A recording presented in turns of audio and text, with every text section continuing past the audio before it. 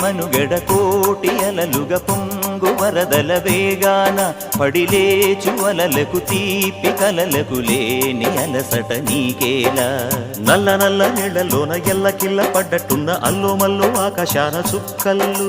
అమ్మాయంటి జాబిల్లమ్మ అబ్బాయంటి సూర్యుడమ్మ ఇంటి దీపాలవ్వాలంట దిక్కుళ్ళు ఎవరికి వారే యమునకు నీరే